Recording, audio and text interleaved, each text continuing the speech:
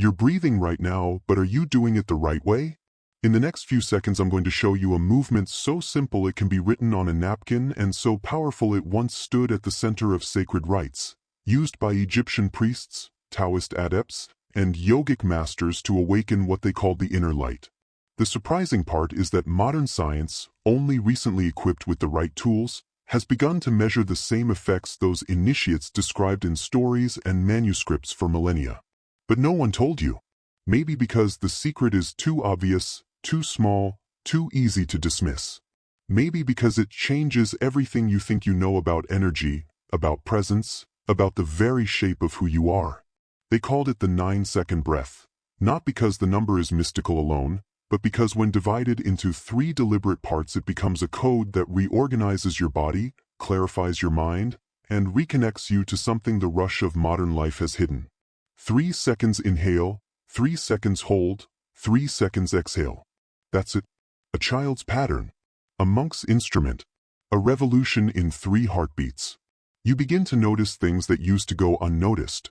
A slight pull at the edge of a conversation, a tone in someone's silence, a way the air tastes when something is true. Your intuition sharpens, your mind stops churning, your body grows light. And it all starts with a breath. Imagine an initiate in a temple of Kemet, lamplight flooding hieroglyphs, the scent of myrrh curling toward a painted ceiling, sitting perfectly still, eyes half-lidded, listening to the pause between breath and breath like a child listening for the first snow. Or picture a modern office worker, jaw clenched, scrolling a screen at 2 a.m., breath shallow like a frightened animal. Across millennia, across deserts, mountains and oceans, different cultures with no known contact reached the same conclusion. There is a subtle, sensible force within us, an invisible current that animates the living body and touches the world. They named it differently: prana in India, chi in China, ki in Japan, ka in Egypt, pneuma or pneuma in early Greece. But the map was the same. They weren't inventing poetry, they were pointing to experience. When you step into a ruined temple and feel what people call the silence of the place, that silence is a memory stored in living tissue, a collective breath that once moved in harmony. When you stand in front of someone and, without uttering a word, feel an atmosphere between you, that's the field in action. Something pulsates. Something knows. This knowledge didn't vanish because it was false. It was silenced by a different story, the story of progress. Over centuries, the noisy engine of modernity, Cartesian separation of mind and body, the fetish of measurable facts, the rush to convert human mystery into mechanisms, relegated breathing to a background process, an automatic function like digestion or blinking. Sacred acts became superstition. Sensitivity became weakness. That which could not be reduced to numbers was dismissed. And yet the knowingness persisted, like a river forced underground but continuing to carve its way through rock. The teachings were folded into margins of manuscripts, masked in coded rituals, passed from mouth to ear in cloistered circles. The Corpus Hermeticum and the alchemical tracts were not mere curiosities for eccentric scholars. They were repositories of practical observation, records of what happens when a human being learns to tune the internal rhythm. Why does it matter? Because breathing is not neutral. You breathe more than 20,000 times a day, yet how many of those breaths carry your attention? How many are deep, deliberate, present? Most are short and shallow, reflexes driven by a world designed to keep you distracted. Shallow breathing is not merely a bad habit, it's the physical imprint of a life lived on alert.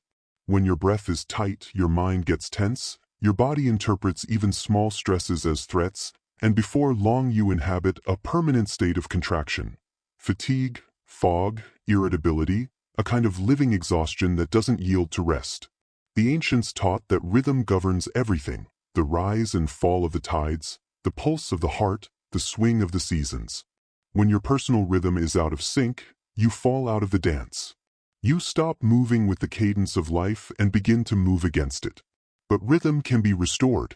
The pause between inhalation and exhalation, the tiny stillness most of us have relegated to oblivion, was called by some of the great teachers the chamber of silence. In that interval the noise of the world loses purchase. Time dilates. The trivial chatter in your head pauses, And something that isn't a thought enters, presence. The ancients didn't have fMRI machines, but they had keen observation. They recorded that within that stillness a subtle reorganization begins. An inner light kindles, a pressure lifts, a warmth arises in the chest that feels like a flame reigniting. Paracelsus described a hidden fire felt in suspension. Thoth and Hermes spoke of gates and plains where breath is a key. This is not theatrical language for its own sake. It is the language of people who learned, by repeatedly practicing, that the body remembers patterns long after the mind has forgotten. What makes the 9-second breath peculiar is its elegant simplicity. The mind often resists simplicity. It distrusts what it cannot complicate. And yet initiation has always favored small, repeatable codes precisely because they are easy to hide in plain sight. 3 seconds to draw in air, 3 seconds to hold, not as a static pause but as an active presence, and 3 seconds to release. The technique is not about perfect timing but about absolute presence within each fraction. Each second gains gravity. Each inhale becomes a conscious gathering of energy, each hold a sacred pause where the body registers and reorganizes. Each exhale a calibrated letting go that resets the nervous system. In practice, the body responds rapidly. A subtle tingling in the hands, a lightness behind the sternum, a pressure between the brows. These are not illusions dreamed up by hopeful minds. They are consistent, measurable responses of an organism being brought back into coherence. You don't have to accept any doctrine to try it. Belief is not the lever, the body is. The breath is a technology that responds to practice, not to persuasion. Over the coming parts we'll examine the ancient texts that preserved this wisdom, the modern science that maps its mechanics, and the practical instructions to begin. But right now, before we dive deeper, notice your breath. Feel its depth. See whether, in this moment, it is a whisper or a presence. If it is whispering, take this as an invitation. Something that has always been with you is waiting to be remembered. The door is already open. Sometimes all you need is a deliberate step. They called it by many names, but the gesture was always the same. Attend to the breath and you will find the secret thread that stitches body to world. In the low-lit rooms of Indian ashrams, a sage would lean forward, palms open to the river's breeze, and speak of pra, the life that rides every inhalation and curls through the channels of the body like wind through reed pipes. He did not offer a theory, he offered a practice. Control the pra and the mind unclenches, clarity follows. The subtle centers open like flowers greeting dawn. Far to the east, where mist rolls off green mountains and bamboo scratches the sky, a Taoist master would sit with feet folded and eyes soft, describing qi as the invisible river that nourishes bones and thoughts alike. He would show, with the patient exactness of someone who has watched breath for decades, how to sink the qi to the dantian, a reservoir beneath the navel, and how, by doing so, one lived longer not because of superstition but because the body found an intelligence it had been missing. In Japan, a martial artist would name that same current key and demonstrate with a single strike how breath, alignment, and intention become one coherent force. The hand moves not because the muscle decides but because the breath has already shaped the movement. In ancient Kemet, robed figures traced the contours of Ka in hieroglyphs, not as an abstract idea but as an active presence that animated statues, priests, and kings. Ka was the spark that made clay resemble living flesh. In the marketplaces and lecture halls of early Greece, philosophers argued about pneuma and pneuma, words that braided breath with soul and spirit, because they too observed the uncanny way that breath tightened before fear and deepened before insight.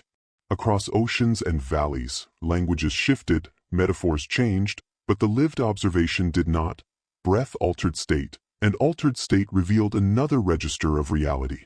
These were not idle labels for lofty doctrines. They were names given to recurring, shareable experiences, moments when the world rearranged itself around a quieter center inside the body. To understand why the same truth appears in such different traditions, it helps to imagine a dozen people, scattered across time and geography, performing a single act, slowing enough to notice. The yogic seer notices that sustained diaphragmatic breathing clears the mind's fog. The Taoist notices that guiding breath to the lower belly calms the nerves and lengthens life. The Sufi poet notices how controlled breath turns song into sacrament. The The Kemetic priest notices that synchronized breathing aligns a group's presence and transforms communal ritual into something alive. None of them had access to each other's libraries. None needed to. What they shared was an empirical method. Attend to the breath, change your relationship to stress, watch the consequences. The vocabulary diverged because cultures point with different metaphors, the body as temple, the body as garden, the body as instrument. But the experiment was consistent and repeatable. This convergence is important because it points away from the idea that breathwork is mere superstition or cultural artifact. Instead, it suggests a human capacity discovered many times over by people who cared enough to look closely. What each tradition emphasized in its own idiom was that breath is both medium and message. It is medium because it carries life, oxygen, and information into tissues and into the nervous system. It is message because the manner of breathing tells the organism how to behave. A short, tight inhale broadcasts threat. A long, steady exhale broadcasts safe. Over years of practice, sages turned this into techniques. Pranayama taught the yogi to use inhalation and retention as levers to move subtle energy along channels. Taoist Qigong taught the cultivator to sense and refine qi through posture and cadence. Sufi Daikar used rhythmic breathing and vocalization to coax the soul toward remembrance. Hermetic and alchemical authors encoded breathing symbolism into meditative rites meant to refine spiritus mundi, the shared spirit of things. Each method had its mechanics, its language, and its myths, but all of them converge on a practical truth. The breath is a bridge between inner terrain and outer life. This explains why, when breath is trained, the consequences are not only felt inwardly but also seen outwardly. Someone who breathes from presence enters a conversation differently, movements become economical, decisions arrive with less reactivity. The ancient teachers framed these consequences as ethical and cosmological because, in a world where inner states and outer events were not separated by a scientific curtain, changing one's rhythm literally changed one's fate. It is easy to romanticize this history, to imagine only monks and temples, but the knowledge was never the exclusive property of cloisters. Farmers humming to their scythes, sailors timing their poles to the wind, mothers synchronizing breath and child, all these communal practices were living laboratories for understanding breath. The disciplines of formal schools simply systematized observations that were already embedded in folk life. Slowing breath calms, syncing breath harmonizes groups, holding breath at the right moment intensifies focus. That is why the vocabulary, whether pra, chi, ka, pneuma, or pneuma, reads less like an argument among cultures than like different dialects describing the same phenomenon. The ancients trusted what was observable and repeatable. They did not need modern instruments to notice that, after certain breathing patterns, people reported enhanced clarity, reduced fear, moments of presence that felt like thresholds opening. Those were the patterns that survived in their songs, their meditations, and their rites. So when you hear these names, pra, chi, ka, pneuma, don't treat them as exotic relics. Treat them as signposts pointing to a practice that predates our categories of science and spirituality. The words are maps, and the territory they describe is available in your own body this very moment.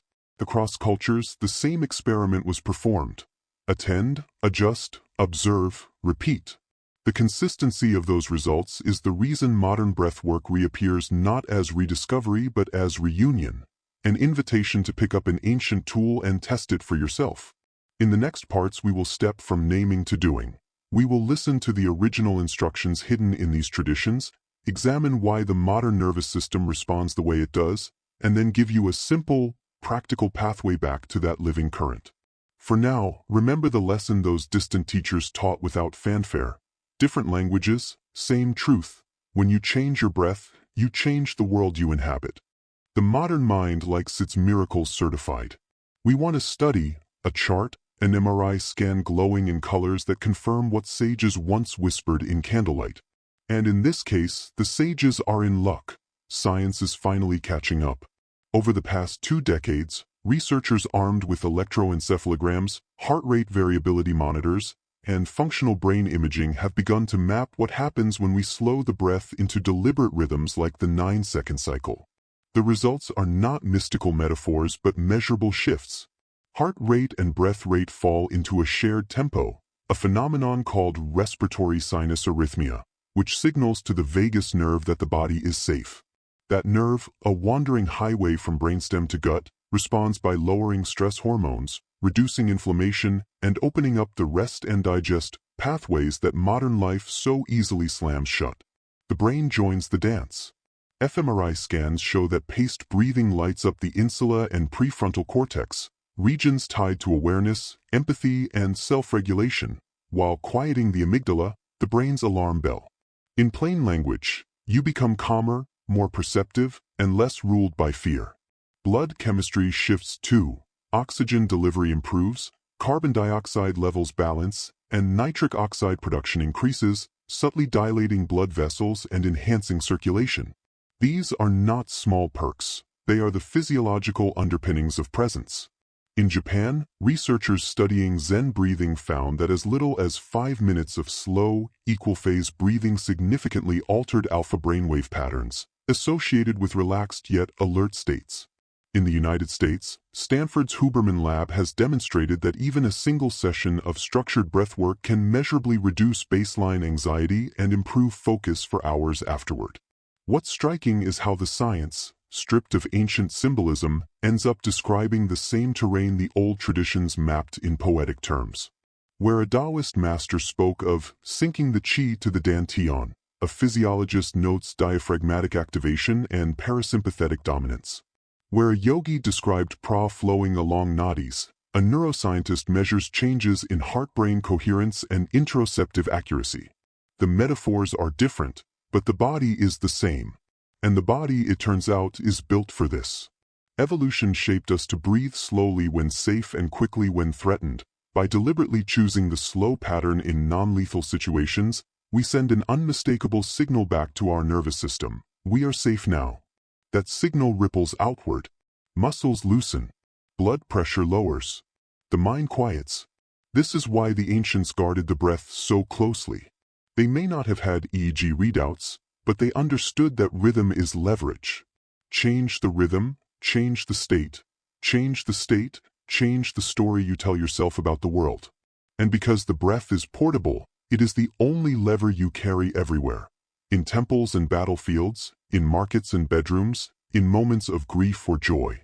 The 9-second breath is just one of many ratios that work, but it has a peculiar balance. 3 equal phases, each long enough to matter but short enough for beginners to sustain without strain. Science would call it a form of coherent breathing, sitting neatly within the 0.1 Hz range that optimizes heart-brain synchronization. Tradition would call it a key, a simple code that, once practiced, unlocks a door you forgot you had. But here's the twist. While the data is compelling, you can't read yourself into the experience. Knowing about the effects doesn't deliver them. The nervous system learns through repetition, not intellectual consent. You have to do it. You have to take those 3 seconds in, hold them with your full attention, and release them without rush, again and again, until the body begins to anticipate the pattern and settle into it as naturally as sleep. That's when the deeper changes begin. Not in the first session, but in the 100th, when your breath reshapes your default state, when calm is no longer something you visit but somewhere you live. In the next section, we'll strip away all theory and give you the precise, practical steps to start, not as a curiosity, but as a daily ritual you can rely on whether the day is gentle or storming. For now, remember, the ancients were right, and the lab coats agree, breath is the master switch. All that's left is to flip it. They didn't bury the knowledge because it had failed. They hid it because the world above ground had shifted its taste for the sacred toward the quantifiable, and the sacred that could not be boxed into instruments learned to fold itself into quieter forms. Imagine a world where a scribe at twilight scraped old ink from a vellum page, not to erase wisdom, but to make room for fresh words while preserving a ghost of the old beneath the surface. The palimpsest is a literal image of how breathing lore survived, overwritten, masked, but never fully destroyed. Picture illuminated margins in monasteries where an attentive hand tucked an enigmatic diagram or a small set of counts into the corner of a saint's prayer book, symbols that only those who knew where to look and how to read them could translate into a breathing practice. Think of the alchemical manuscript, dense with metaphor. A recipe that on first glance appears to be about metals and ovens but, to an adept, reads like an instruction manual for internal transmutation, where words about dissolving and distilling are actually descriptions of what happens in the subtle body when you slow, hold, and release. The secret did not vanish into myth. It migrated into form, into code, into parable, into choreography. It learned to speak in riddles so it could survive scrutiny. Oral transmission played its role too, because not all knowledge is meant to be pinned under glass. In the hush of temple vaults, beside the low flicker of oil lamps, initiates learned by imitation and repetition. A teacher did not lecture. She breathed, and the students imitated until the pattern burned its way into muscle memory. That is how many practical arts survive, through apprenticeship rather than a printed manual. The Hermetic corpus itself is an artifact of this hybrid memory, fragments codified into aphorisms, then gathered into manuscripts that have been copied and recopied, sometimes deliberately obscured so the unprepared would see only the surface meaning. The ancients understood the danger of simple formulas being turned into mere formulas. They knew the difference between reading words and living them. So they wrapped technique inside allegory, hid operational cues within myth, and trusted that a living teacher would later unwrap the meaning for a pupil capable of holding what was revealed without using it for spectacle. It was protective secrecy, not paranoia, wisdom kept in calibrated doses. Beyond cloisters and manuscripts, the knowledge seeped into common life in ways that make it hard to notice until someone points them out. The lullaby a mother sings, timed breaths coinciding with rocking, the rhythm a group of rowers keeps to synchronize their strokes, the hum of a shepherd counting steps as he walks. These are folk laboratories where people learned the social and physiological power of shared breath. Rituals in village squares, the cadence of seasonal festivals, the measured in and out of communal chanting. None of this is exotic. It is how communities learn to align moods, regulate fear, and cultivate endurance without naming the mechanics. Trades and crafts kept tacit knowledge alive. A blacksmith learns to pace his exertion with the bellows. A midwife times pushes with the mother's natural breath cycle. A hunter learns to synchronize with the forest's hush. These were not the privileged preserves of initiates but distributed practices embedded in ordinary life, small, practical technologies for being human. Still, when centers of power tighten the definitions of acceptable knowledge, things go quiet. As universities formalized, as empiricism redefined trustworthiness, practices that relied on subjective experience became suspect. Institutions that prized measurement over memory began to classify breath techniques as superstition or mere spiritualism. The very secret-keeping that once saved teachings from dilution made them easy targets for dismissal. If a practice lives in the whisper between two people and is not readily reproducible by distant observers, skeptics write it off. But secrecy was also its shelter. In manuscript margins and oral lineages, in coded lamplight and the steady rhythm of a lullaby, the breathwork traditions sheltered a living understanding from the blunt instrument of derision. They conserved what mattered. The pedagogy of practice, how to sit, how to watch, how long to hold without forcing, things a chart cannot teach. There were other, subtler ways the teachings were protected, through symbolism, architecture, and art that carried functional cues disguised as ornament. Temples with columns placed to produce low, supporting resonances, halls designed so a collective inhalation aligns with a structural pause, mosaics that encode ratios in pattern and tile. These are not fanciful inventions but part of a sensibility that used environment as a teacher. When a people builds their sacred geometry around ratios and repeating forms, they are not merely being decorative. They are embedding a pedagogy in brick and pigment so that when people move through the space they are invited to fall into a rhythm that predisposes mind and body to certain states. It's a quiet engineering of the inner life, place, pattern, and breath working together. In that way, architecture becomes a silent master, a teacher that disciplines without dogma. And then there is the human habit of translating forbidden knowledge into art. Poets encoded breathing cadences into meter, musicians hid the breath's pattern in phrasing, painters used composition and negative space to evoke the pause. Artworks thus became mnemonic devices, containers that could carry an instruction across generations without sounding like one. A chorus singing a phrase that requires breath retention at a certain point trains a community without calling it a workshop. An epic told in a cadence that mimics a breath pattern teaches its listeners how to settle. In a culture that frowned upon explicit teaching of inner techniques, artists became the conservators of bodily wisdom. This survival through disguise also explains why when such teachings re-emerge in public discourse they often feel both familiar and shockingly new. They are familiar because your body remembers what your language forgot. They are new because modern frameworks resurrect them for a culture that has largely lived in cognitive overdrive. Reappearance is rarely a clean break. It is a reunion of strands. In the 19th and 20th centuries, as colonial encounters exposed Western minds to the yogic and Taoist practices that had been marginalized, scholars and seekers began to pull threads back into view. Those threads were frayed but intact, enough for attentive hands to reconstruct practices with both respect and adaptation. But reconstruction is not resurrection. There is a difference between a recipe written by a competent chef and the same recipe handed down by a grandmother who has tasted it her whole life. The original transmission included nuance: how much breath to hold when you are tired, how to shorten the cycle when you are ill, how to use grounding gestures to anchor a panic attack. These are not details to be invented. They are learned in context. That is why, even as practices enter popular culture and scientific labs, there remains a role for lineage and careful teaching.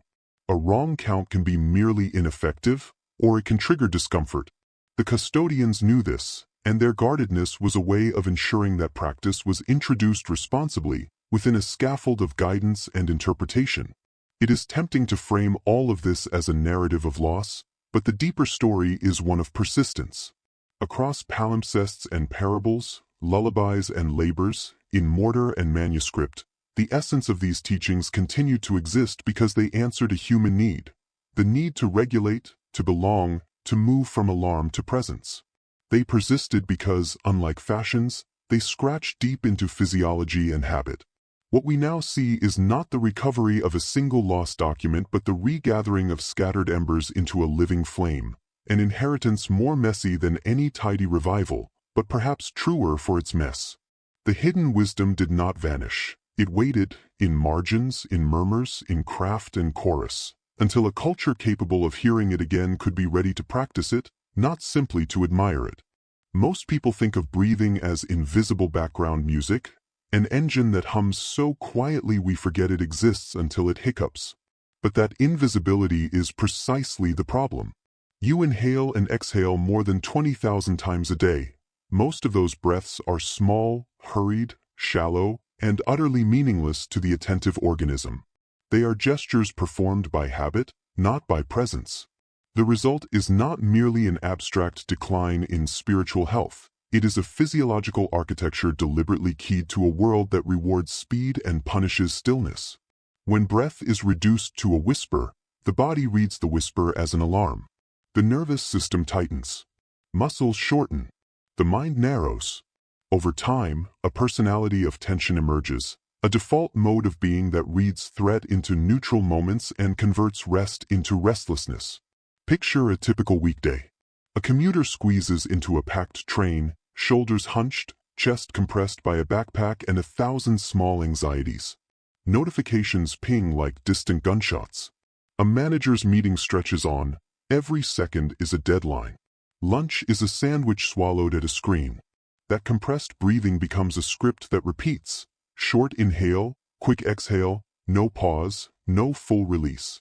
By evening, cortisol, the hormone of alertness, remains elevated, and sleep, when it finally arrives, is thin and unsatisfying. You wake tired. The cycle starts again.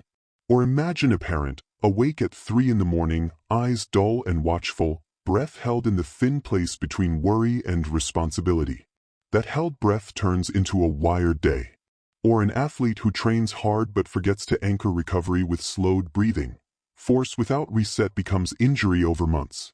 These are not isolated vignettes. They are the microeconomics of contemporary life. This is not merely about individual choices. It's about design. Cities hum, offices roar, apps demand constant re-entry into attention. Modern workspaces, open-plan offices, endless email, the glorification of busyness, conspire to program a shallow breathing economy. Technology, for all its conveniences, is optimized for interruption. The habit-forming architecture of social platforms produces repeated spikes of sympathetic activation, moments when the body prepares as if for action, followed by never-quite-released tension. The body never gets the clear signal that we are safe now. As a result, many people live in a prolonged sympathetic tilt, ready to fight, flee, or freeze long after any real danger has passed. The consequences are both obvious and insidious. On the obvious side, anxiety increases, concentration fragments, digestion slows, immune resilience dips. On the insidious side, a creeping sense of numbness, a loss of wonder, a flattening of effect where colors seem duller and small joys are harder to access. The ancients had a language for this. They spoke of the soul constricting, of the ka dimming, of a vital current that becomes stagnant. Modern science would describe the same phenomenon with terms like vagal withdrawal and dysregulated stress response. Names differ, but the picture is consistent. When breath is denied depth and rhythm, the entire organism recalibrates toward scarcity. There's a social price too. Shallow breathing favors reactivity over reflection. In conversations, people speak from a contracted place and hear as if under pressure. Arguments escalate because the body's chemistry makes escalation the path of least resistance. Leadership that breathes shallowly tends to micromanage. Classrooms where students inhale and exhale in staccato patterns produce restless groups, not thoughtful learners. A community's baseline rhythm shapes its institutions. When a culture collectively forgets the pause, it manufactures impatience, intolerance for nuance, and a hunger for speed over depth. Yet there is something profoundly humane in the diagnosis. Breath is simple to observe and simple to change. The very thing that has been turned into autopilot is the lever of remedy. Unlike diet fads or expensive therapies, breathwork costs nothing and travels with you. The challenge is not technical but psychological. People are reluctant to believe that something so ordinary could be powerful. Simplicity breeds skepticism. The conditioned mind thinks, if it's that easy, it cannot be true. That skepticism is understandable but also tragically convenient, because it lets us remain in patterns that quietly erode our vitality. The mechanics are instructive. Shallow breathing recruits accessory muscles in the neck and shoulders rather than the diaphragm. It reduces exchange in the lower lobes of the lungs where parasympathetic signaling is more readily engaged. The pause, the tiny interval most people skip, does more than slow the next breath. It creates a space for the nervous system to recalibrate. Hold patterns into place long enough, and the brain's prediction machinery begins to expect panic rather than peace. That changes perception. You become primed to notice threats, to miss subtle pleasures, to assume scarcity. Conversely, give the body repeated instances of measured, rhythmic breathing and, over time, the brain updates its priors. Safety becomes the new default. Tension unwinds. Focus returns. The emotional architecture shifts in tandem. Breathing shallowly narrows effect. Breathing with intention opens it. People who practice slow, rhythmic breathing often report a return to nuance. Emotions feel realer, laughter lands fuller, grief can be held without collapse.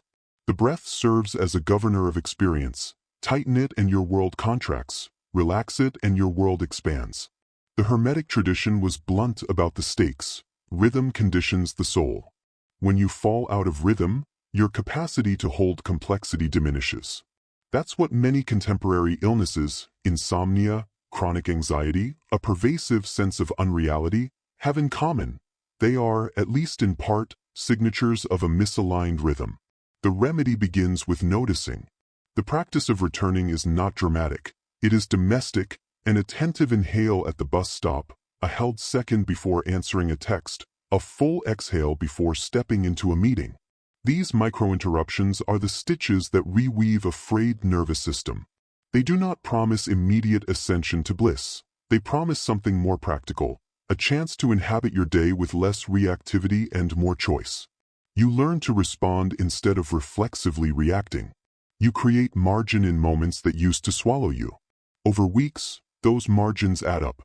We will get precise with technique in the following sections: posture, how to engage the diaphragm, how to hold without strain, and how to use a simple 9-second pattern to move from autopilot into presence. But before technique, there must be an attitude, humility about how habituated we are to being hurried, and patience about how gently recuperation happens. The body does not change overnight. It rewires across repetitions and quiet choices. What matters is consistency, not intensity. If you are reading this and feel an odd sensation just noticing your breath, a small chest tightness, or a soft relief, consider that a sign. The system is literate. It reads the pages you write into it. The deliberate act of returning your breath to rhythm is one of the most humane revolutions you can lead because it rewires how you meet yourself and, through that, how you meet others. The modern malady of autopilot breathing is not a condemnation. It is an invitation to remember, step by small step, that you are not merely an animated body moving through time. You are a resonant organism capable of shaping the very climate in which your life unfolds. When breath becomes deliberate, it ceases to be just air in, air out, and turns into a form of architecture. A living structure you build inside yourself, brick by brick, beat by beat. The ancients were meticulous about this. They did not simply tell you to breathe deeply. They told you how long to inhale, when to hold, how to release, where to place your attention, and how to weave all of it into a rhythm that would keep the nervous system tuned. Their counts were not arbitrary. They were ratios, often drawn from music, mathematics, or observation of natural cycles. A common structure was 1:1:1, inhale, hold, exhale in equal measure, later refined into 1:1:2 to elongate the exhalation, signaling safety to the body. Over time, teachers learned that these counts acted like a metronome for the soul. If you could keep time in breath, you could keep time in thought and feeling. The 9-second cycle, a simple yet potent example, condenses this wisdom into something immediately usable in modern life. Here's one version. Inhale for 3 seconds, hold for 3 seconds, exhale for 3 seconds. That's it. One complete cycle in 9 beats. It's short enough to practice anywhere. A crosswalk, an elevator ride, a pause before replying in a tense conversation, but long enough to create a discernible shift. If you repeat it for just 3 minutes, 20 cycles, your body often slides toward parasympathetic dominance. Heart rate steadies, muscles unclench, and the inner noise drops a notch. The magic isn't mystical, it's mechanical. You are teaching your physiology to adopt a new baseline. But the technique is only the skeleton. The flesh comes from quality. An inattentive 9-second cycle is just counting. An embodied one involves posture, spine tall but not rigid, awareness of the diaphragm moving down and up, and attention to texture, smooth inhale, unforced hold, unhurried release. In ancient schools, you'd be corrected if your inhale was jerky or if you tensed your jaw in the hold. They understood that a strained breath teaches the body to equate stillness with effort, which is counterproductive. The goal is to make the breath so seamless that the nervous system forgets to guard itself. For beginners, the 3-3-3 ratio is safe and accessible. But as you build capacity, the cycle can lengthen. 4-4-4, then 5-5-5, eventually 6-6-6 or beyond. This expansion is not about chasing a better number. It's about giving the body a wider palette of rhythms to draw from. Just as a musician practices scales to gain fluency, breath practice builds range so that you can choose a tempo suited to the moment. Slow and long to settle before sleep, steady and even to maintain focus during work, shorter and lighter to stay alert without tension. The hold is often the most misunderstood phase. People think of it as not breathing, but in the old traditions, it was a moment of containment, like resting in the stillness between ocean waves. Physiologically, the hold allows carbon dioxide levels to rise slightly, which improves oxygen delivery to tissues through the Bohr effect. Psychologically, it teaches you to be at ease in stillness, to unlearn the reflexive urge to rush to the next inhale. In a world that worships constant motion, the hold is radical. It says, I can rest without losing my place. One reason the ancients prized breath ratios is that they act like tuning forks for thought and emotion. Try holding your breath while anxious. You will feel the anxiety rise sharply. But hold it within a practiced rhythm, and the anxiety often dissolves into spaciousness. That's because a practiced rhythm repatterns your autonomic nervous system. Instead of the hold triggering alarm, it triggers composure.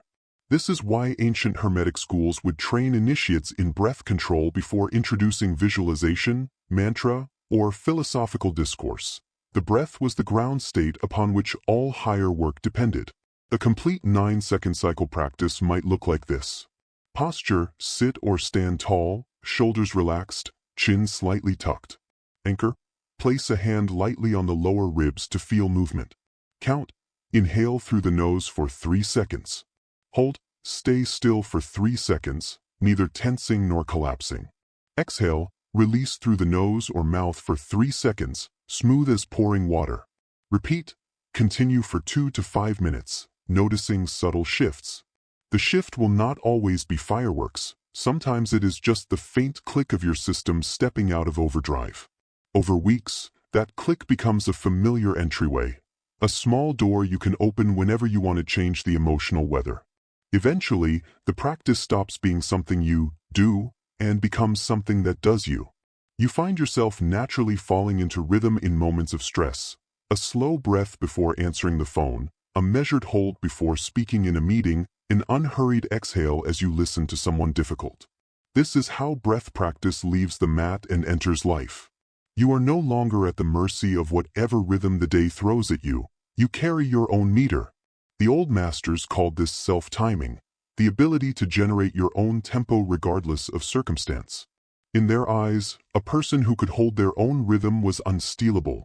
No rush of events, no surge of emotion could sweep them entirely away. In a world addicted to acceleration, this is not just a personal skill, it is a form of sovereignty.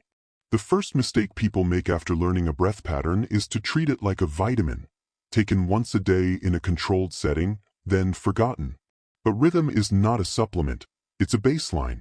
The aim is to have the body remember it even when you're not paying attention.